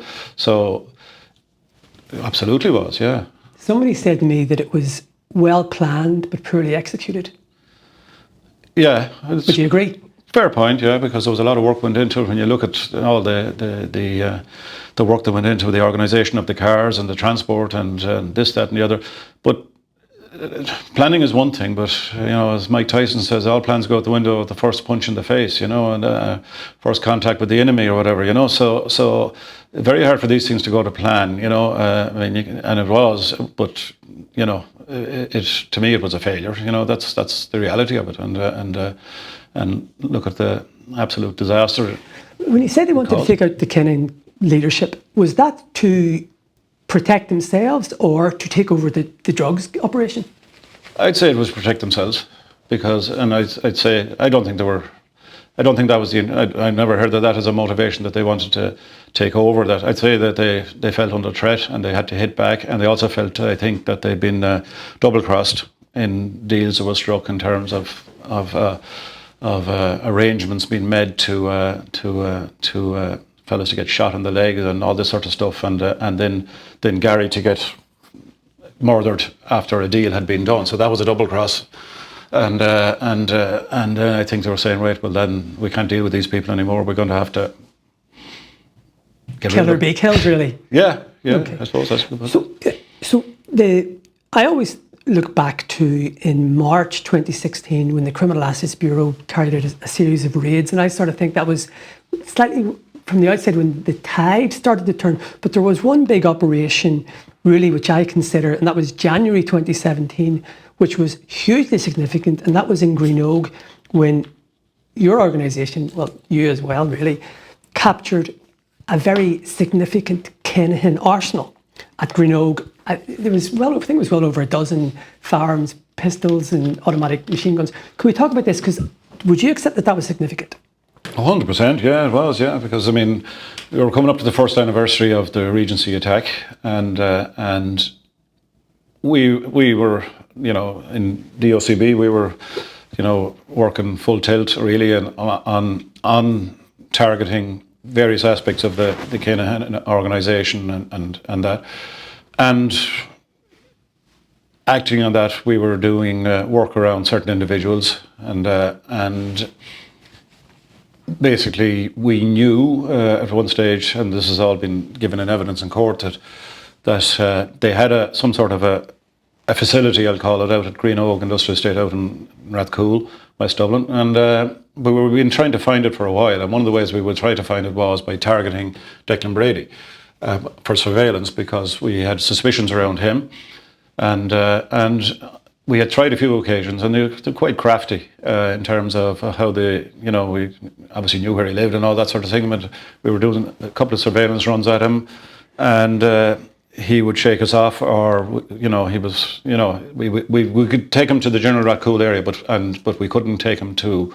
where we wanted to take him to, an actual premises. But so we knew then, I had information that there was going to be certain weapons would be on the move in that week there around, and so he would be involved somewhere along the way there, and others like Jonathan Harding, and so having failed on a couple of occasions to identify the premises inside in Rathcoole or inside in Greenogue, I decided to get ahead of the posse, and what we did was put a surveillance team in situ inside in Greenogue, pending his arrival, rather than following a person in. And no, you don't always follow people. You can be there before them a lot of the time.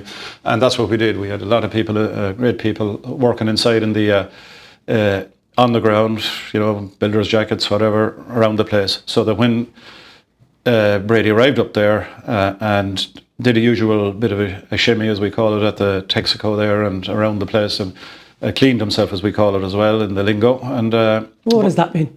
Well, you're shaking off any possibility of surveillance or people following you. So, you know, and it's called cleaning yourself in the trade, you know, and basically we followed, you know, he switched vehicles and did certain things. But anyway, he went into the industrial estate, which is big and a big place in there. So, but this time we were there ahead of him. So some of our people were able to pinpoint down to within 2 units that he was in either unit 51 or 52, blah, blah, blah.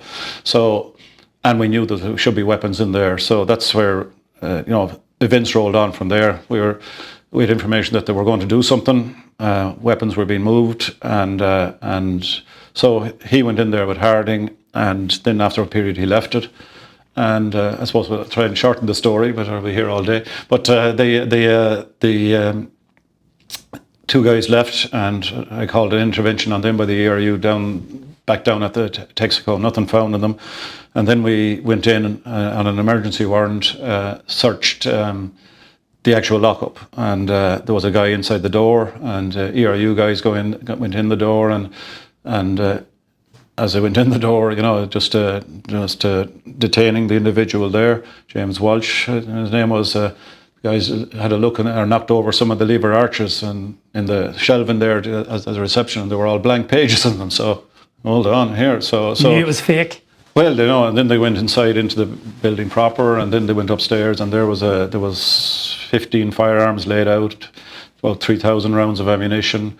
There was 2 vehicles, 2 cars downstairs that were basically fitted with false compartments for moving things hither and thither, and so basically we had their armory basically then at that point, you know. So Brady and others were arrested, and then we did follow-up searches and recovered hundreds of thousands in cash in different places and during the course of the day, but that was a huge moment really, because in the whole investigation, because we took out their a serious amount of weaponry by any standards, and there was AR-15, there was machine guns there was loaded handguns, at least 5 of them were.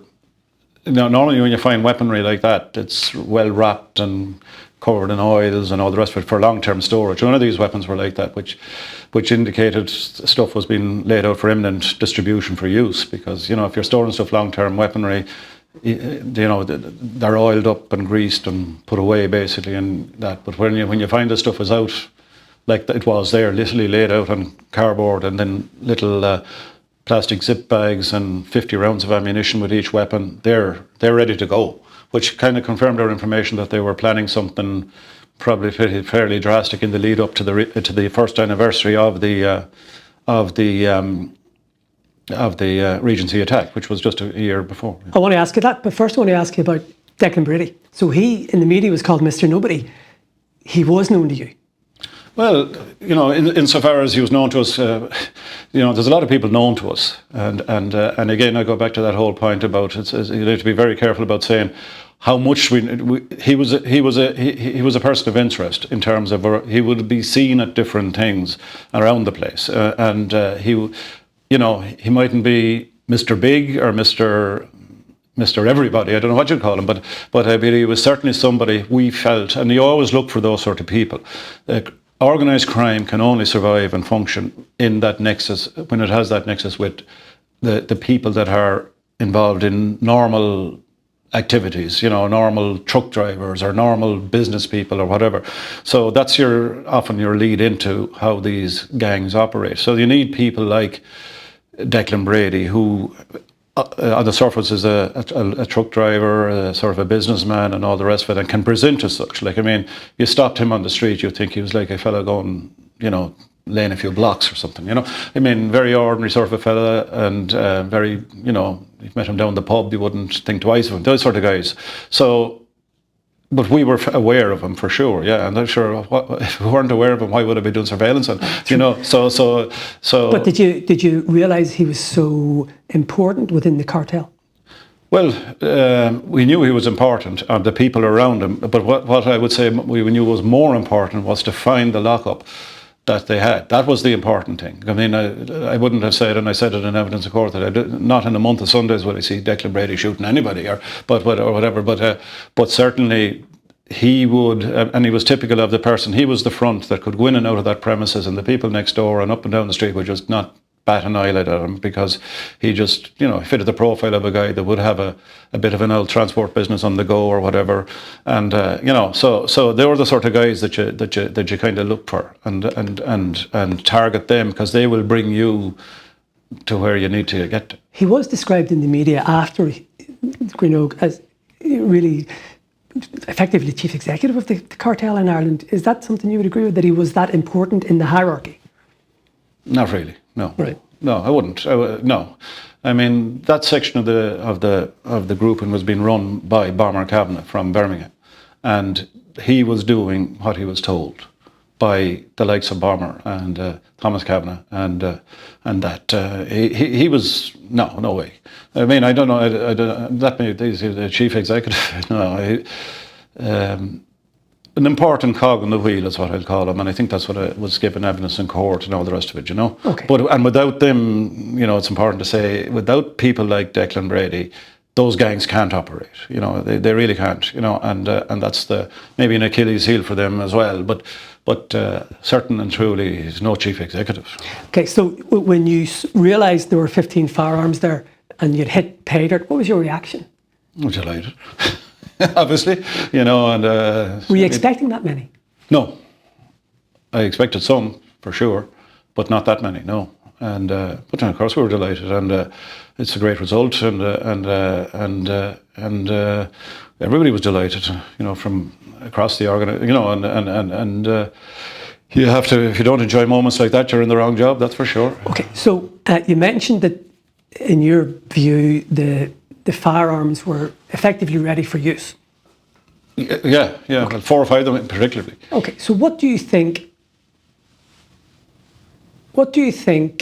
was going to happen? Well, they were going to use them to shoot somebody. There weren't no other purpose for them. Who, I don't know, but I mean, there was a lot of, as we discussed or chatted about there a few minutes ago, I mean, there was so many people that they were spreading their net far and wide. I mean, God knows who. If we as an organisation knew that the threat was on, X, Y, or Z, they get served with a notification, and they get under human rights legislation, we're obliged and do warn people that they're in danger, and all the rest of it. And I know that various people were being warned at the time anyway, and so what I didn't know at the given time was this gun is destined for X, Y, or Z, but they were certainly destined for somebody.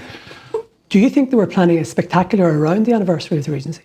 Oh, I think that was a motivation for sure, that they were gearing up is the word I'd use, and it was a week away and all the rest of it, and that this was a key moment for them, that they were going to send a big message, you know. So when you say send a message, what do you think what were they aiming at? Are we talking about multiple killings? Well, I don't know. I mean, 4 guns is 4 guns. I mean, you don't bring 4 guns to one individual. A number of people were probably in the firing line, you know, but I didn't have and I don't think the organisation had the specific intelligence that it was this one is going to be used for that person and this or whatever. But certainly in the overall picture of the thing, that's what was coming down the tracks. Those things were being ready to be moved. That's why there was an urgency around us that morning to intercept them at any cost, and you know, it was fantastic work by colleagues that were able to pinpoint the address and all the rest of it, because if we hadn't, well, we'd have been back to square one again, and so we did. So you hear things like, you know, real multiple, say like the Valentine's Day massacre in America in the 20s and stuff. Are we talking that sort of, you know, multiple attacks at the same time or around the same time to coincide with the Regency anniversary? In other words, a spectacular. It looked that way. It looked like that's where it was headed, but I can't predict the future. I mean, all I can say is that for certainty is that we prevented them weapons going out to what we would call end users, because the way they were laid out, as I said earlier, with the little zip bags, they were being packaged. They're going different directions, and they don't go out, you know, for any other purpose than to be used. And it would have been more than one shooting in your mind. Well, there was 4 weapons, so I mean, in all the shootings, there would have been more than one for sure, because you know, and there was gangs operating at the time, or there was crews being put together all the time.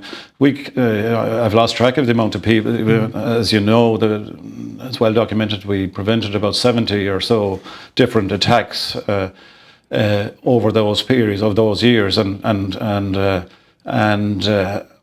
you know, there was different crews arrested, as you're well aware, that were, I mentioned the Gardner Street ones. With those, we got the other guys that were going over to Fairview to shoot Sean Hanley. You know, there was so many other things going on, you know, as well. You know, so this was just one factor, but a big factor in the overall Garda, I suppose, response to tackling the Kinahan organisation. A spectacular like that would fit in with the arrogance and the aggression of the Kinahans. They would want something big to mark the anniversary. Is that fair?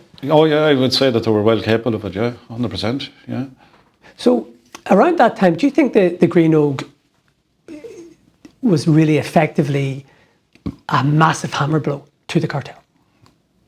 It had to be, yeah, and I think it sent a big, huge message as well. There was that and other things as well, because when we prevented various other attacks around the place, that was just one of many episodes that we had at the time. They were happening thick and fast, to be honest, but we were getting ahead of them. We were getting in around them, and I think what that does as well is it sends a message out to other people who might like to get involved, you know, in shootings and all the rest of it. And there was big money allegedly on offer and all the rest of it. But then you see people getting caught left, right and centre, and then you see that the guards have stepped up to the plate, really. That sends a message, you know, to hell with this, and no, it's not worth the risk, you know. If you think they can get away with it, certain people will do things, you know, but if they think that it's risk v reward no more than any other, I suppose, aspect of life. So, for certain and sure, it was a big, huge part of it, but we got on top of them. That's what, under the direction of the commissioners at the time and all the rest of it, we you know, the guards did, I think, and I'm not just saying it because I was in it, but because I only did a small part of it, but I think it gets forgotten that there was a lot of brilliant work done by various sections of the guards, surveillance people and all sorts of people, ERU people, and DOCB people, all sorts of people, and then great investigations done afterwards in the districts. There was a lot of work went into all of this, and you know, in coming on this, I suppose I'd be remiss not to highlight that. You know, we will talk about the international aspect of your specifically Colombia later on, but I want to talk about one incident. It was you went over to Spain as part of the international investigation into the murder of Gary Hutch, and you were there for the arrest of James Quinn, who is now serving time in Spain for that. Talk to us a bit about that operation, because it was quite interesting. Yeah, well, of course, we all know that south of Spain has been was a home from home for a lot of Irish criminals, and lots of criminals from various parts of Europe and everywhere else for donkey's years. So we knew, and obviously Gary Hutch was murdered over there and others. So we were working closely, and you know, people like me would have been backing over to Spain, working with the Guardia Civil, the Policia Nacional, and agencies like that in Spain, targeting organised crime and various other, you know, gangs. Not just talking about Kinahans, but there's lots of other things, other stuff going on as well. But we went to them with information that we believed a guy called James Quinn was responsible for that shooting, and that he was living in the south of Spain under a false identity, which I think, if memory serves me correct, was something like James O'Gorman or something like that. So we went to them with that information and said, we believe this is your hitman for this particular murder. And I seem to recall that they weren't entirely convinced of what we were saying to them, but at the same time they agreed to do a bit of work around this entity, James O'Gorman, who was living the lifestyle of a kind of like a Premiership footballer, a Bentley car and a flashy boat down on the harbour in Portobellouse and all this sort of stuff, you know. So look at this, you know, and so they did that, and they did surveillance on him and started to do a bit of work around this guy, and they saw then when they researched his travel that he would take the train from Malaga to Madrid and then fly to, guess where, Dubai. So they had a look at all of that. Now, in the getaway vehicle, the X5 that was used, I think it was an X5 that was used in that murder, didn't burn out properly, and they did get DNA profiles from that car.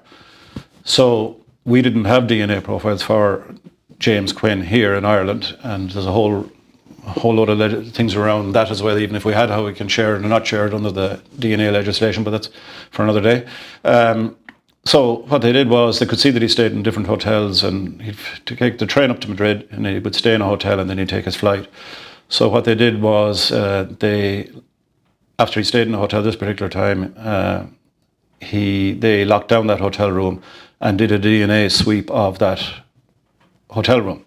And they got, I think, about a 60 or 70% match of the DNA from that hotel room back to the DNA that was found in the getaway vehicle. And basically then they came back and said, you know, now we think we're onto something okay. So that then prompted a week of action, basically, where it was, you know, we sat down with them and said, right, okay, and then there was a whole range of things. Places searched, including, I was inside in the gym, Mac. The MTK? Yeah. That was central, because that was, Kinahan was involved in that. Oh, yeah. We searched a lot of places over there that week with 200 or 300, about 10 or 12 of us went over, and they were over here, and then they put out about, I don't know, it must have been 200 police out and doing searches, right, you know, down. We targeted all these different addresses, including Daniel's house and whatnot, and James Quinn was arrested and brought in, and then when the DNA samples were taken from him, it was found to be, I think it was 100% match. So that's how that murder was solved, basically. We went to them with the information, they acted upon it, and the forensic piece of work that went into that then was the thing that got that conviction for that murder of Gary Hutch, and I think he got 22 years. Now, I remember at the time there were photographs of James Quinn released by the Guardia Civil, and I think by the guards as well. He's standing beside a boat in some marina, and his face is pixelated. But you were there. Yeah. You took the photos. I took the photo. Yeah. How was he? What was he like? Well, he was shocked because, you know, we raided the house that morning, or the Guardia Civil did, and they don't mess about, you know. And you know, he was I think he was surprised, to say the least. I suppose shocked, yeah, to be sure. And the way they do it over there, it's a bit different to here, for sure, in the sense that when there's searches being carried out, they bring actually a judicial investigator on site, and then as well as that, they bring the suspect to every search site. So we spent a good bit of the morning going from the house to an apartment, and then down the boat was being searched. That's why he was being brought down there, and because he would be searched at the site of the boat, and if anything is found, it's put to him straight immediately on being seized. A weapon. We found a weapon that time in the bedroom in the house he was staying in, that sort of stuff. And so he was I think he was in a tailspin really, and then the other thing that was, we were going around in Garda raid jackets and things like that, and that was something they'd never seen before, and that was a big shock as well. And I think that sent a big, that highlights the cooperation that was developing between the different agencies, I suppose, so.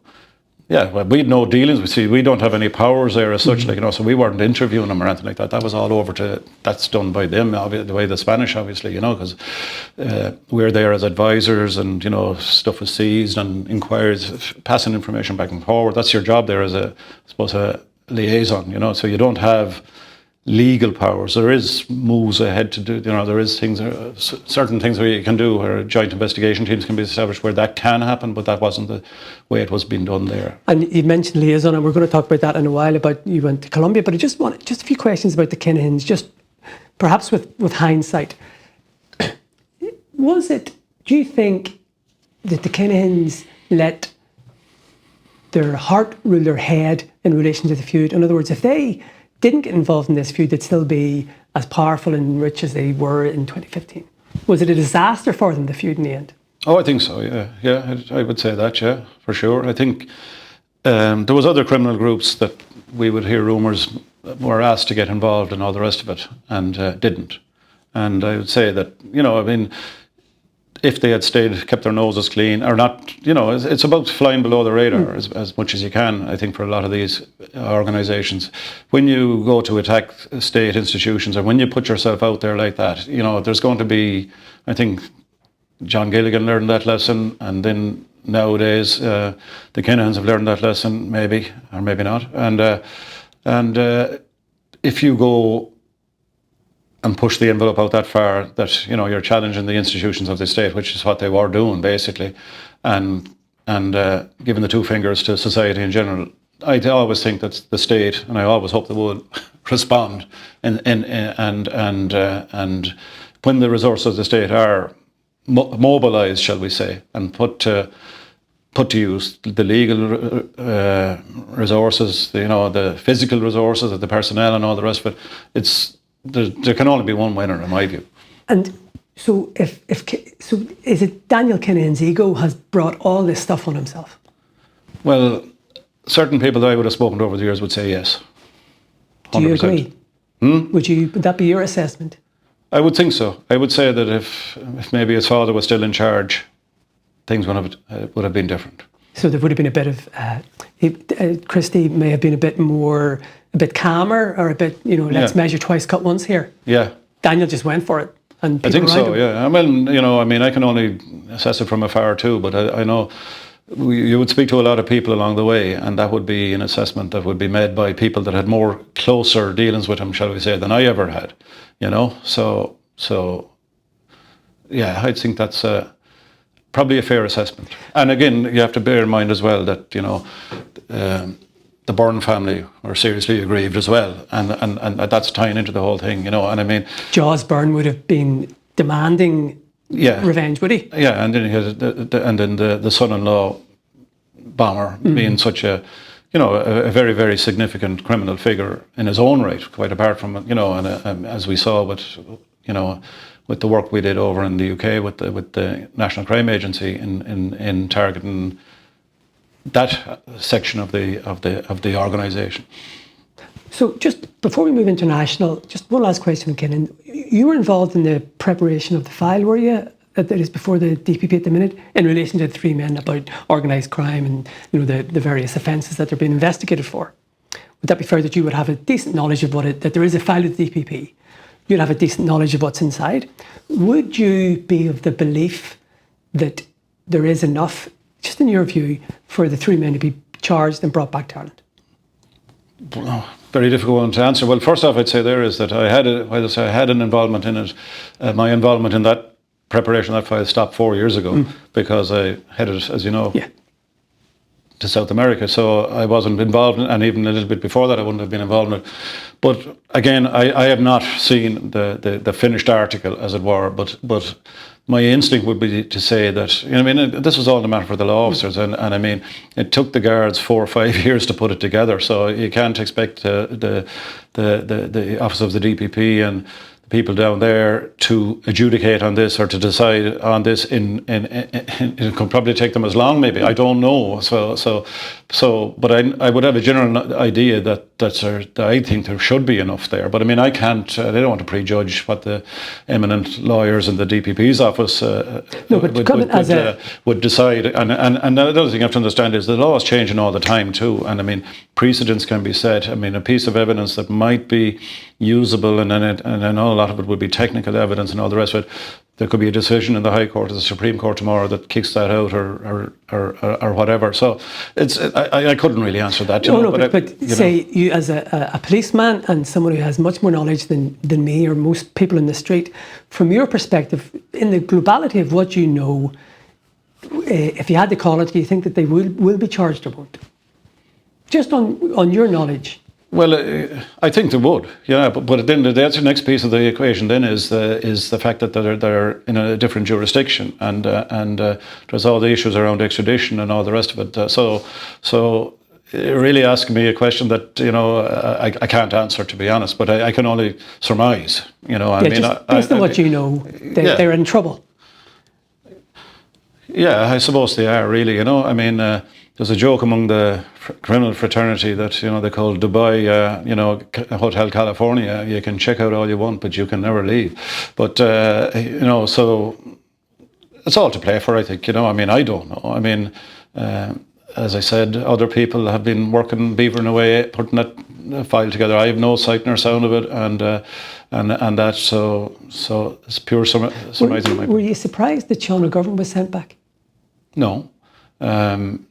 That's not the first. We know that it has been difficult to get extraditions from the Emirates, but I'm well aware of cases in the UK and in the Netherlands where they did extradite people. So if, and I know that from what I hear, I mean, I've never been in Dubai actually, but what I hear is that the relationships that has been built up, and we have liaison officers over that side of the world now as well, that the relations that are being built are very, very positive, and into the future, I think that they're only going to get better. And I mean, that's coming back to having boots on the ground and working hand in hand, and also understanding and respecting the different legal systems that you're dealing with in those countries, in any country. But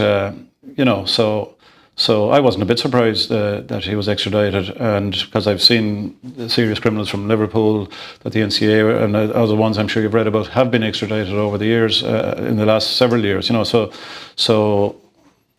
not unusual, and similarly with the Netherlands. So no surprise. Okay, so last question. Have the Kinahans messed this whole thing up from their perspective of being criminals who were largely under the radar, now public enemy number one? Has he made a complete mess of it? Well, I don't know. I mean, you might want to ask them that. Well, they haven't helped themselves. Well, that's the best thing I can say about that. I mean, obviously you can see from the media, Daniel had visions of being the new Dom King or something of the boxing world or whatever and all the rest of it, and that's all gone P-tong now. So I think from that perspective, they have messed it up, I mean, that's not going to happen now anytime at all, I mean, people have washed their hands of them. People don't want to be, if you become toxic, well, then people are going to step away from you, aren't you? So that's human nature too, isn't it? So I suppose it's fair to say that they have really, but no, whether they're worried about that, that's a matter for them. I do not know.